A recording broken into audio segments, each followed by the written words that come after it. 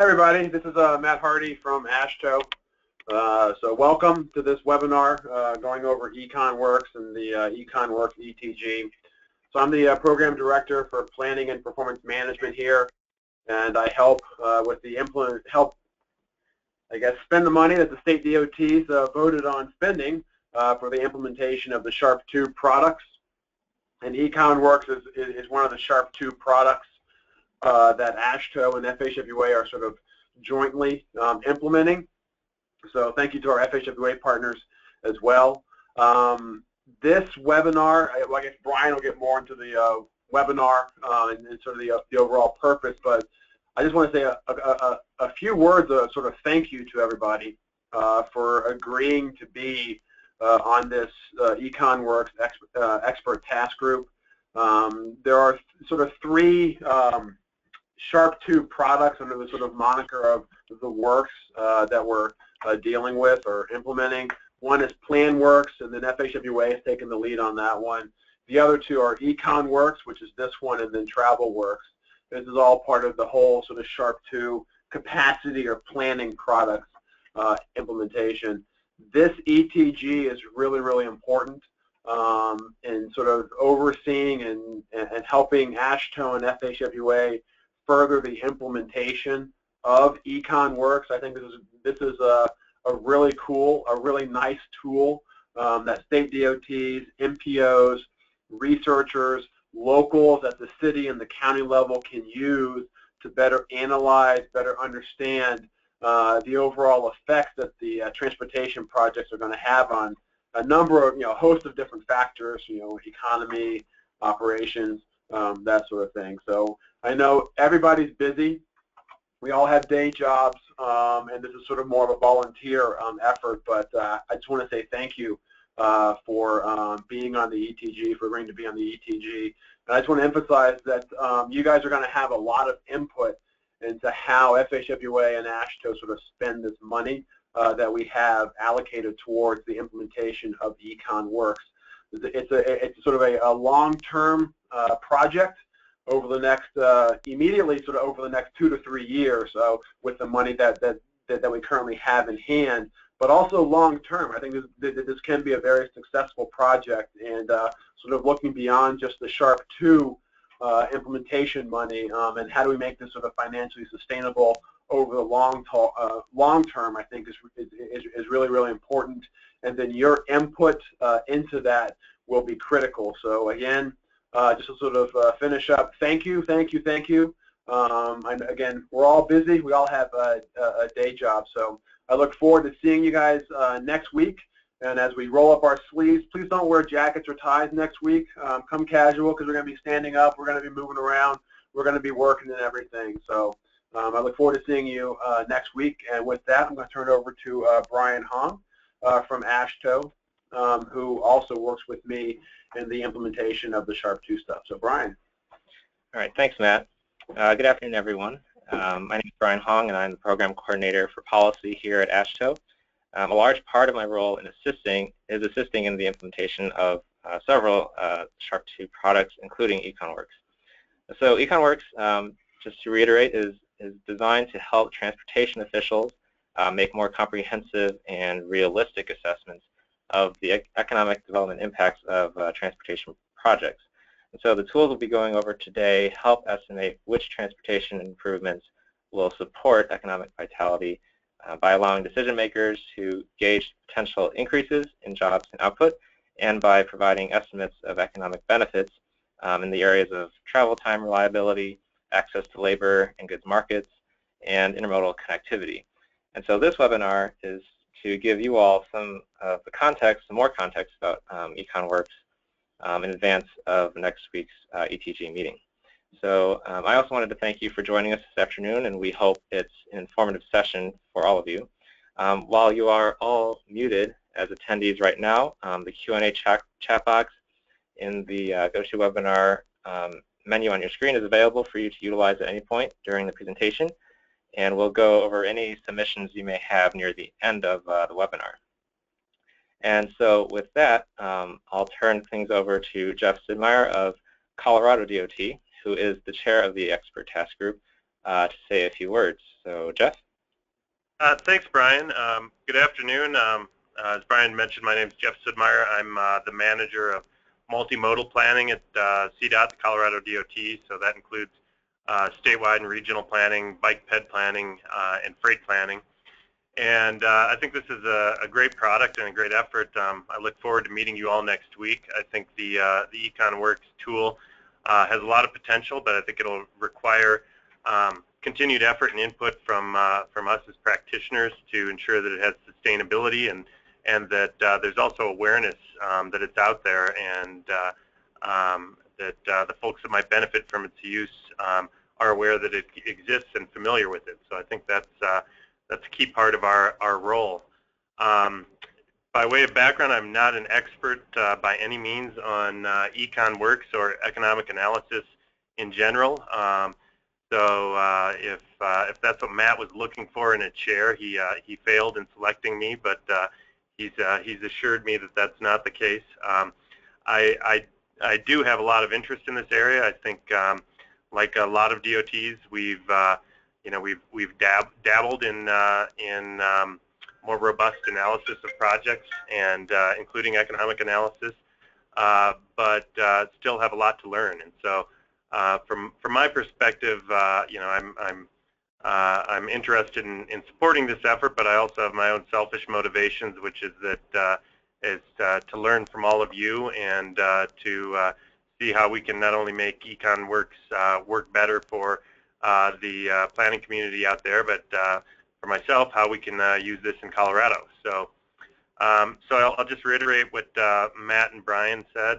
Thanks for your participation, and look forward to meeting you all next week. So with that, I'll hand it back to Brian or to Stephen. Not sure who.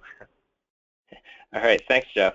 We appreciate you being able to provide some leadership in this capacity. So now I'd like to introduce Steve Fitzroy, the Executive Vice President of the Economic Development Research Group, or EDRG, which had a crucial role in the formation and deployment of EconWorks to lead us through the material. So Steve? Thanks, Brian. Well, let's get started. First of all, let's talk a little bit about what it is we have as part of the EconWorks package. Under the SHARP program, we developed a database of case studies which looks at what we observed after projects were built in terms of their economic development impacts. So the key thing here is all these projects have been built and have been operating for, in some cases, many years. So this is what's really happening on the ground, not what's been modeled or hypothesized to happen as a result of making transportation investments. And you'll see in a minute all the different things we considered. But as this program went on, we realized that there were some additional tools that were needed to help people assess some of the wider economic benefits that were associated with some of these investments. So we created a number of other tools which we have included in the EconWorks package. And these tools will also be part of the discussion today. I think it's important to understand the context in which the EconWorks case studies need to be considered. If we think about 6 basic steps in the planning process, everything from figuring out what your policy is and how to do funding down to operations, there are appropriate places for appropriate tools. And when it comes to economic impact analysis, the EconWorks case studies tools and some of the associated wider economic benefits tools are helpful in the beginning and middle of that process, rather than towards the end of the process when you really should have developed the kind of information you need to move these projects forward in a more detailed way. So understanding context is important, and tools we'll be talking about today and throughout the process are designed to be used in the initial stages of the planning process. The objectives of our study were multiple and grew a little bit as the project proceeded. As with all good projects, there was a little bit of scope creep here, but not much. They're pretty well behaved for a panel. So we looked at things like the big thing, which was the long-term economic impacts associated with infrastructure investments. And these were focused on highways, by the way, since it was the Strategic Highway Research Program that funded this. We wanted to illustrate the interactions between highway infrastructure investments and non-highway investments and initiatives. And we wanted to look at some of the other things, too, that we needed to do to develop guidance for policymakers and users. We wanted to have a web-based tool that people could use, and we felt case studies were a way to illustrate the concepts we wanted to communicate. And we felt and knew as we went along that we'd have to add new cases. We started out initially with 60. It turned out so well that they added another 40 for 100, and then we did an extra 5 pilot studies with one of the DOTs. So we now have 105 cases in the database. To date, some of the things that we have found, because we've analyzed these cases, are that the size of the investment, that is the number of dollars that you put into these projects, is not really the primary driver of the long-term economic impacts. Now, I emphasize long-term here because there is a pretty direct relationship between the amount of money you spend and the amount of construction jobs and associated economic impacts that a project has. But in terms of long-term effects, once the echo of the construction activities fade away, you're left with the long-term impacts, and that's really what we were focusing on here. Project types and economic conditions, that combination was really important to determine the outcomes. And again, the case studies illustrate that.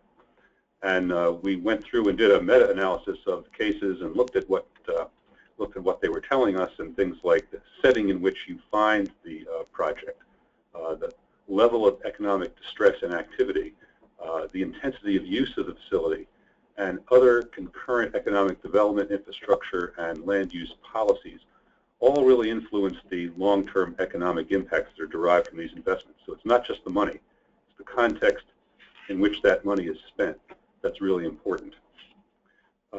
This is an example of the kind of data that's in the EconWorks. And again, these are case studies. There's 105 of them. There's quite a bit of information. And each case has been developed with the idea that it can be used either for planning and illustration purposes or for some practical use, and we'll go through that in a minute. But the idea is that these cases have a lot of information associated with them, including Google Maps and other resources where we were able to find documentation, economic impact assessments, or environmental impact statements. Those documents are included. So the database is more than just a write-up of the cases. It's really quite a compendium of source materials, as well as a downloadable database for all 105 cases, or as many cases as you would like to select to work on. So it's really quite comprehensive. As I mentioned earlier, these can be used for sketch planning. So in this particular case, you can pull out one case at a time. You can look at the information about the case. There are actually little tables to give you an idea of what the conditions were like before the project was implemented, the pre-project information, what the project was like, and what the economic conditions were like after the project was implemented, which are the post-project conditions. And also, we went through and did a relatively consistent and uniform assessment of the economic impacts of each case. So irrespective of what was reported prior to the time the project was done, looking at conditions after the project was done, we were able to determine what the direct, indirect, and total economic impacts were. And all this is developed for each one of the cases. The other thing that's kind of interesting is that as we got into this, we realized that these cases, especially based on the meta-analysis, could be used to estimate the impacts of projects that people were thinking about doing. So you can put information about a project that you're trying to get a handle on into the case study tool. You can select the project type, the region of the country you're in, whether you're in an urban, rural, or mixed area, whether you're in an area of economic distress, and all these terms are defined, by the way, in the documentation, so it's relatively easy to figure out, where your project fits in the spectrum of things. And in situations where there is a project length, so for instance, an interchange would not have something like project length, but a widening would, you can put that in as well. You can provide an estimate of the cost of your project. If you have information on AADT, you can add that. But the bottom line is that within a matter of seconds, with just some very basic information, you can get a range of potential impacts for any project that you can that you wish, based upon the information that's in the case study database. So this brings up two questions. The first, which is, how do you get this stuff? How do we get these numbers? And secondly, how reliable are they? And again, the estimates come from a meta-analysis of the cases. So this is why it's very important for us to continue to add and update the database, because conditions change, and what we want to be able to do is improve the database so that the meta-analysis can be updated and this My Projects tool can be recalibrated over time. Secondly, you can ask, well, how does this compare to some of the studies that were done before? As a matter of fact, some of the pilot studies that were done for this project, once the project was completed, compared models to actual results. And it was very interesting because in most cases, these results that came out of the My Project tools fairly well bracketed what the models were telling us.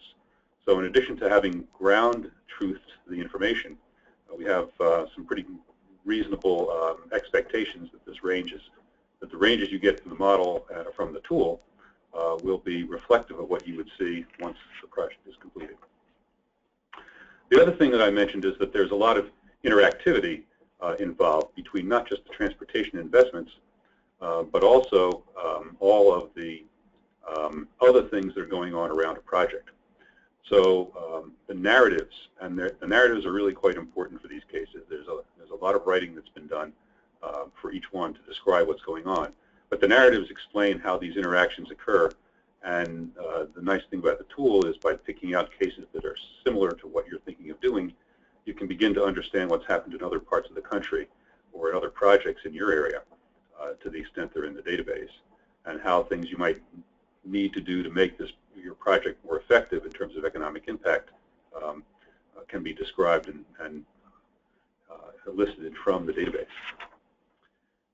The other thing that in the documentation that you'll see is we've analyzed these cases and looked at things like, why was the investment made in the first place? That is, the motivation. Was it to get access for a particular type of activity?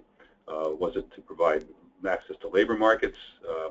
Was it for tourism or congestion relief? And in some cases, people had multiple reasons for doing the project. So we've cataloged all those so that you can actually search the database and find projects that were motivated by some of the things that might be motivating you to do your project. Secondly, we looked at the effects of non-transportation factors, things like other infrastructure investment, water and sewers, broadband, power, that kind of thing. Whether there was supportive land uses in the area, zoning, that kind of work. And also whether there were financial incentives or whether the business climate was changed or altered or otherwise positioned to induce investments in an area of non-transportation factors.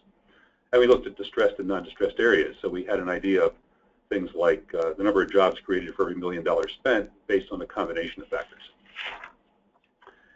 And as you can see, one of the metrics we used here was, so how many jobs do we get for every $1 million we spend on these projects? And you can see there's quite a variety of effect based on the type of project, and also based on the type of area. So the rural areas have a tendency to get a little bit less bang for the buck, but of course it's relative to the level of employment and the conditions in the rural area. So this is not to say that one project is better than another in terms of rural or mixed or urban, but to say that the effects are different and you have to account for them as you do your analysis.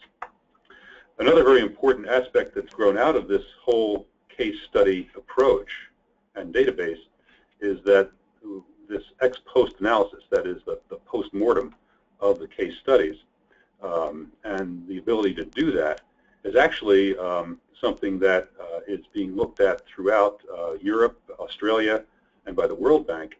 And so there have been several conferences held throughout the world to look at this, and it turns out that these case studies are one of the few examples of having been able to do systematic ex post analysis across a fairly large number of cases that exist in the world today.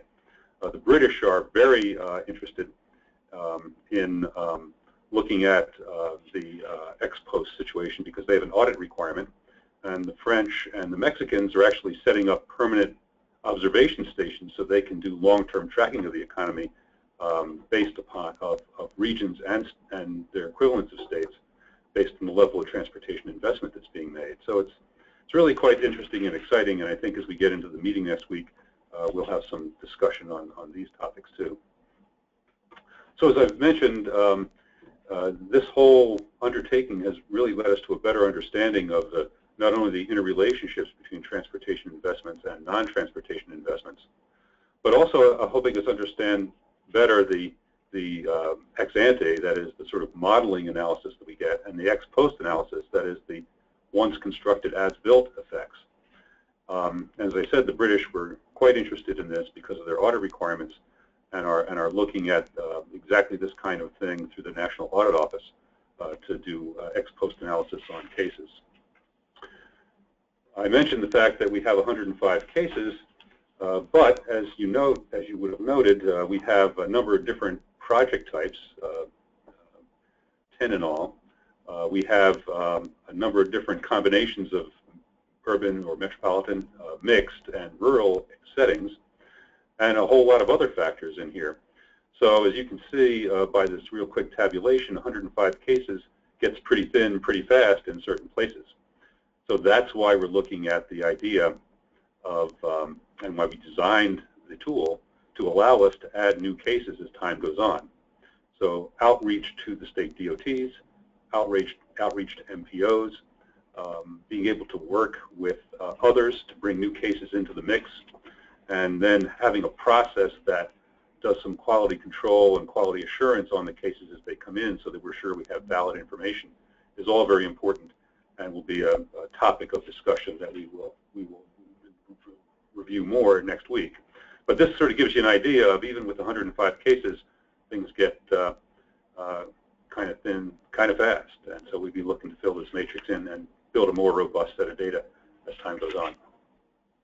The next part of the discussion, we're going to deal with the EconWorks wider economic benefits tools. And these tools are specifically designed to either supplement the EconWorks case studies or to help people do analysis in the intermediate stages in terms of programming and prioritization. Now, what are these tools? Well, they help you look at a couple of different things. They help you look at specifically zero in on reliability, accessibility, and connectivity. And we'll identify these in a minute. And because each of these terms, each of these tools has an indexed approach to identifying the effect, we've also developed an accounting framework that allows you to use these tools, either one, two, or three of them, or in any combination you wish, to come up with then a translation of the results that you can put right into an economic benefit cost analysis framework. Just to sort of orient you a little bit, typically when you're doing an economic analysis, whether it's an economic impact analysis, a benefit cost analysis, or a multi-criteria analysis, you're relying on the traditional transportation network characteristics, some of the traditional tools to do a benefit cost analysis. And then you're typically looking at direct user benefits, so travel time savings, travel cost savings, and safety. With the wider economic benefit tools, things like reliability, accessibility, and connectivity become much more explicitly considered in the process, monetized and quantified, and then can be brought into the analysis framework. So this is what we're trying to do with these web tools. Now, the question arises, when do I use these tools? And the answer is, you use them when you need them, and not when you don't. So if you're doing a project where there's little or no productivity impact or productivity gain from any of these effects, then you really don't need to apply the wider economic benefit tools. But if you have a project that's motivated by desire to increase reliability, accessibility, or connectivity, then these web tools can come in pretty handy. So as an example, part of the documentation you'll see, we've actually done case studies by applying these tools. So we looked at a couple of case studies. I think there's 5 or 6 out there at this point, maybe a few more by now. So in one case, we looked at the South Coast Rail project in Boston, which was designed to expand labor market access. And this was a great opportunity to use the market access tool. In Vancouver, British Columbia, they were interested in expanding connectivity to their international trade and freight ports in Vancouver. So we applied the connectivity tool there. And so we're not going to go into detail today, but you'll see in the case study documentation how these tools were applied and what the effects were. Now, just as a very, very quick review, reliability really is driven by improvements in buffer time. So you do need some information to do to run these tools, as we saw in the earlier slide. Most of these tools can be driven from information that's in any reasonable travel demand model. But the reliability tool itself was actually constructed in conjunction with the reliability program that was developed in the SHARP database. So the data from the reliability study, I believe it was the L11 study, was used to develop this tool, and the folks at Cambridge Systematics who were working on the reliability side of the SHARP program actually put this tool together for us, which was really really great of them. But the idea is that by looking at the effects of buffer time improvements on any project, we can actually measure the effects of reliability and look especially at its effect on the commercial side, dealing with things like just-in-time delivery, inventory management, operational issues like for a distribution center or intermodal connection, cross-docking types of connection improvements that are made. So you can really use this tool to assess, especially on the commercial side, improvements to reliability. In terms of accessibility, this is really looking at things like labor markets, access to intermediate markets that are part of the industry supply chain, and delivery markets. So the idea here is to interpret how productivity gains occur because of increased access and scale economies associated with that increased access. And finally, the connectivity it looks at basically how you are improving connections between large customer markets, and also in the case that we developed as an example, things like improved connectivity to ports and intermodal facilities. So especially on the freight side, although there are some applications on the passenger side, especially on the freight side, this turns out to be a pretty important addition to the tools that you can have to look at these effects. So these are the key drivers for each of the tools. Reliability with respect to changing BC ratios and also incident frequency. With market access tool, changing zone-to-zone travel times are the metrics you use. And with intermodal connectivity, we're looking at changes in access time to specific locations, that is intermodal terminals, ports, railheads, major distribution centers, and things like that. So again, the examples here are that you can really, and in this case, we're actually showing you the Big Dig, which in Boston was a reasonably large project that some of you may be familiar with. But this is the kind of project where the effective reliability can really be measured to a high degree. In terms of the accessibility, there are a couple of concepts here that I think are relatively new and need to be understood before you can apply the tool. Things like effective density, and what we've shown down in the lower right-hand side is an effective density map for the Manhattan and New York City area.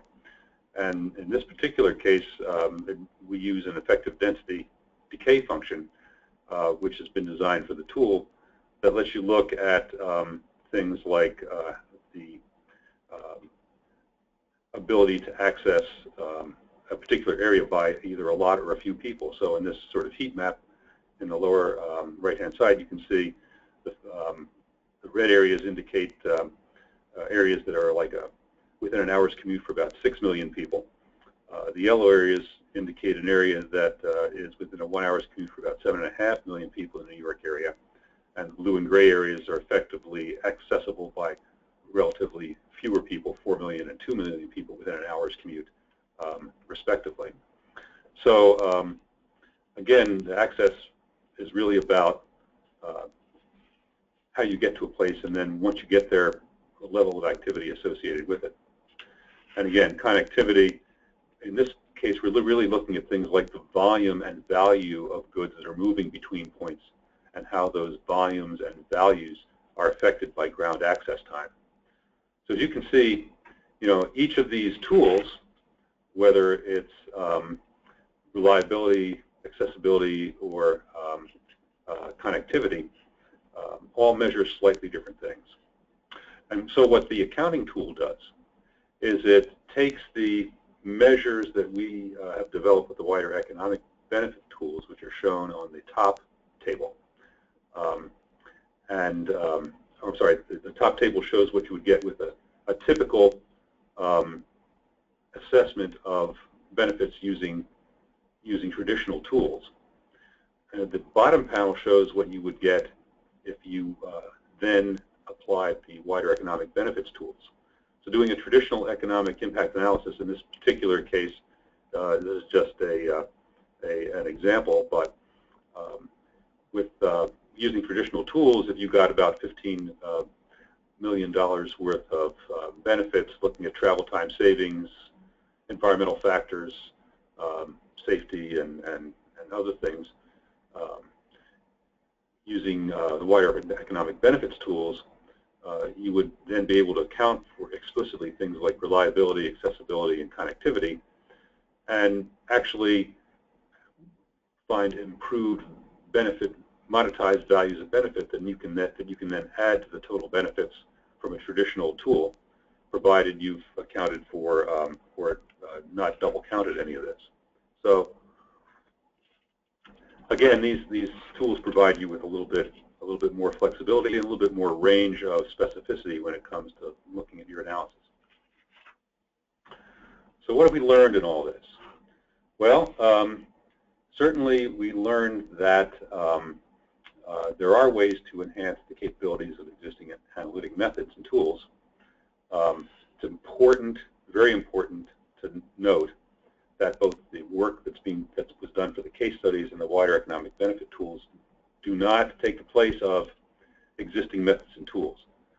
They are designed to help in the initial stages of planning and assessment, and to work in combination with existing tools, so that users can actually develop a bit better idea of what projects are likely to do for them. The wider economic benefit tools help you measure things that are often left out of traditional evaluations. They're designed not to overlap or capture most of the things that happen with traditional factors, including things like the travel cost and travel time savings, or any of the construction effects, or any of the regional cost competitive issues that come out of a typical economic impact analysis model. As you saw, there were a number of different project types that we have in the range of cases that we did. The wider economic benefit tools don't work for all possible types of projects. The complexity of the project is very important to assess, and very complex projects that have multiple effects are probably not the kind of projects you want to use these tools for. And the important thing, though, the nice thing is that wider economic benefit tools can be used to do standalone metrics, so that you can actually use them for performance measures and setting up performance targets, if you wish. And they can also, using the the tools that we provided give you an idea of the level of benefits that you use to supplement a traditional approach. So there is a website that you can go to. EconWorks is set up. It's a really great-looking website, easy to use. It has a lot of the information, background information that you will need to properly use these tools and methods. This is the link. The various project reports, as well as some of the other reports that were done to look at some of the supporting research are out there, as are links to the various tools themselves. So we think that this is a great opportunity for people to learn, to use, and for the ETG to help us really move this into the implementation stage and adoption stage by the DOTs and even some of the MPOs and other practitioners that are out there. So Brian, I'll turn it back to you for the wrap-up and conclusion and questions. All right. Thank you very much, Steve, for your efforts putting together this presentation for all of us. So at this time, we'd like to field a couple of questions. So if any of you have any thoughts or want to share anything, feel free to use the Q&A box in the webinar panel on your screen to submit them. So I guess while we are, if anyone has any questions, and if they're typing those in now, I'll just kind of go through some quick reminders. So if you, by any chance, have further questions that you think of after the webinar, Steve will also be with us next week during the ETG meeting. So there will be an opportunity to speak with him again in DC. So as a reminder, we begin at 1 p.m. Eastern Time on December 16th in the Hall of the States, room 337. We'll be going till 5 p.m. that evening, and then for those who are calling in, who aren't able to join us in person, the conference number will be sent out in the final agenda and logistics email within the next week. And attached to that message will also be a set of background materials. The slides for this presentation, along with the video that we're taking now, will be included as well. And so you won't need to print out background materials, as we'll have the ones you need at the meeting ready for you. Wednesday night, we will not be going to Carmine's, as I explained earlier. So dinner will rather consist of informal groups going to different places around the area, just so you are all aware. And lastly, there's we wanted to remind you again for the members at least of ETG, to have your receipts, to save them in order to be reimbursed. And so you'll find the necessary forms attached to the update emails that I've been sending. So looking back at the questions, we've got a couple that have come in. So Steve, I'll just kind of read them off for you. So the first one asks, are the case studies developed for TPICs? Or are the case studies developed for TPICs? Yes. The set of case studies formerly known as TPICs is now the EconWorks case studies. So if some of you are familiar with TPICs or the various SHARP capacity program designations, these are one and the same. Okay, great. Yeah, that's important clarification. So another question, are there any tools for communicating economic value? Tools for communicating economic value? Well, I believe that the communications of the economic values that are in TPICs are relatively simple metrics. the things like jobs, output, GDP, that kind of thing. There's also some information in the tool about the property tax effects where they were able to be determined. So those are there, but in terms of a formal communications package, there's nothing other than the case studies themselves. However, one of the uses that we have reviewed, as a matter of fact, we've given some and had some very interesting feedback from people in the American Planning Association and some of the folks who are doing planning work, that using the case studies, because it's so quick and so easily accessed on the internet, when you're in a public meeting or when you are working with some of your senior level policymakers, you can actually query the database and bring cases up with pictures and narratives and tables in real time. And if you do a little bit of practice ahead of time, identify specific cases and have a little bit of a script worked out, you can actually use the EconWorks case studies tools as part of a informal setting, public meetings, roundtable discussions, breakout sessions, to communicate and show people and select cases that illustrate some of the points that you want to make about a project or a set of projects or a program that you have in mind. So in terms of a communication tool, it wasn't necessarily designed that way. But in fact, as you develop a little bit of dexterity with the tool, it can actually be used in group settings and in discussions with policymakers to illustrate key points you want to make. Okay, great. Another question we received mentions that there are rural areas and there are really rural areas like eastern Colorado and South Dakota that have agricultural commodity-based economies. Right. Will EconWorks provide valid economic findings in that type of economy? Well, possibly is the answer. We've actually done a little bit of work in some of these very rural economic areas, and they have a tendency, to the degree to which these areas have a tendency to be focused on a particular commodity, or in the case of Colorado, a specific crop. We would recommend doing an individual study. Now, a detailed study, if you're really interested in a specific crop or a specific commodity.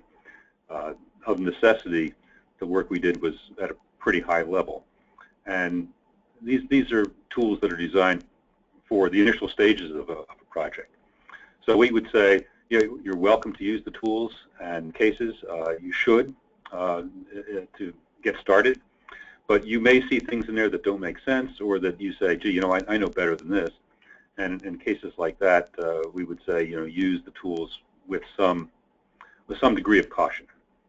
So, bottom line here, I think as we mentioned in the presentation as well, these are not meant to be a substitute for detailed models and analysis. These are designed to be a way to do a very quick first pass and get a sense of what a project is like, or to dig deep into projects that have already been built. So if you can find a project in a rural area that's a lot like yours in the database, and you read the case and the narrative and you say, hey, this has a lot of the elements of my area, then chances are you've got something you can use. So it's just have to be careful, I think, is the answer to that question. Okay. We got a couple of questions asking about if this presentation will be available afterwards, and yeah, I would just say that yes, we will send out the slides again to everybody, as well as the video link. So even if you know somebody who may be interested or wasn't able to join us today, that they'll be able, and you'll be able to watch this again. So another question we received is, what elements of prescribed planning processes are these tools targeted to? Who do you see as the ultimate clients, and when in the planning process do you envision these tools being applied? Well, the ultimate client user of these tools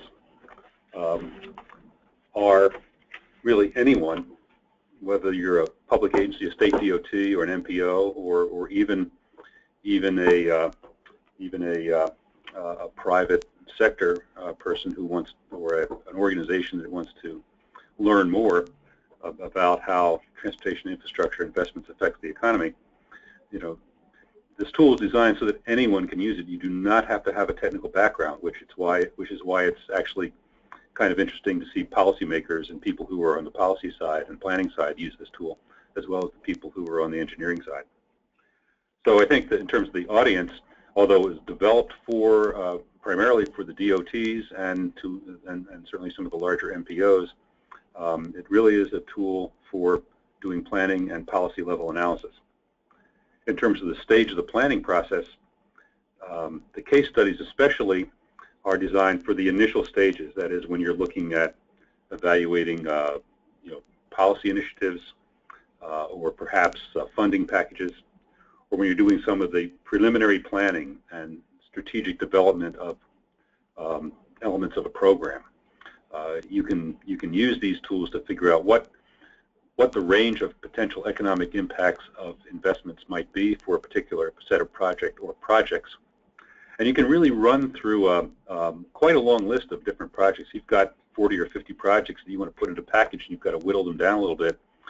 This can help you figure out very quickly which kinds of projects might give you the most effect, and also in combination with other initiatives, land use initiatives, working with your economic development districts and economic development councils, any sort of business climate initiatives that they want to undertake concurrent with transportation infrastructure investment.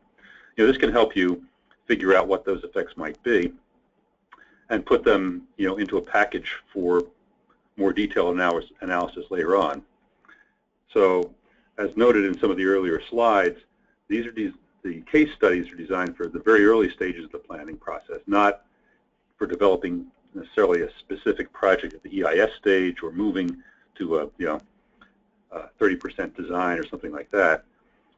So these are designed in the beginning stages. The wider economic benefit tools can be used for programming and prioritization, and can be combined with other tools that you would use to do economic impact analysis or benefit cost analysis at the stage in the development of a project or a program where those kinds of studies are needed. Okay, great. Another question asks, is there a vision for how this tool can be used as part of a long-range planning process where you are comparing buckets of projects against each other? Well, I think that again, you can do that if you're looking at a lot of different projects. For instance, if you've got an investment program and you want to compare different levels of investment or different combinations of projects in a program, it's possible to use this tool to do that. Although, if you have other things available to you, you may find them easier to use because this is not set up to do groups of projects all in one sort of batch process. The idea is you can go through on a project by project basis and get some results, case by case, shall we say. But you have to keep some sort of running tab outside of the tool to be able to do that. That said, the tools can be used for that. The wider economic benefit tools can be used either to look at how different projects stack up against each other with respect to the measures that the tools address, reliability, accessibility, and connectivity. Any one or multiple sets of combinations there, and there are some numbers generated by the tools that you can use to compare projects on that set of particular metrics. But this is not designed to be something that we use in a very detailed analysis or in a very comprehensive, wide-ranging analysis. There are other tools and methods out there that you can use. However, the wider economic benefit tools can be used to supplement traditional benefit, cost, and economic impact analyses where you're not taking into account the productivity effects that those tools measure. Great.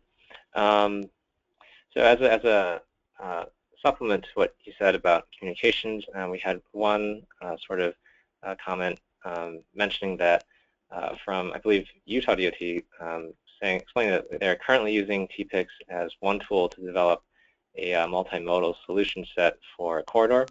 And with the limited multimodal case studies, they've been sort of somewhat limited in their usefulness. Yes, I would expect that that would be exactly right, and that is one of the reasons why we really are trying to focus the implementation side of this on adding new cases to the database. As you may have recalled from the little table that we put together that showed, which is on slide 16, that showed the different kinds of tools or the different kinds of project types. There's only about 9 intermodal passenger terminal projects in the entire database. Again, even with 105 cases, project types get spread pretty thin pretty fast. So our goal, I mean, one of the things we have talked about informally is how can we double the number of cases in here within the next year or two, and fill in some of these gaps and supplement some of the areas where we have pretty thin distribution of observations in the database. And intermodal terminals is one of them. Where it is pretty thin. So I think when you use the tool, as I said, it's important to take a look at the documentation and to understand what's in here and what's not when you are interpreting the results. So in some cases, for instance, doing a bridge or a bypass or an access road, you'll find that there's a lot of coverage and there's a lot of robustness in the utilization of the tools. In other cases, like the connectors, the intermodal terminals, two really, and where there is a less than 10 cases in the database, you might find the results a little difficult to deal with, or giving you things that you may not expect for your particular area. So in those cases, you just want to be cautious in interpreting the results, at least from the My Project Tools side of it. Now, from reading a specific case or getting information about a specific case, I think those sort of stand on their own and can be extremely useful for people who want to find out what happened in another part of the country where they did a similar project. Yeah. All right. Yeah. Thanks, Steve, for bringing that up, because I think that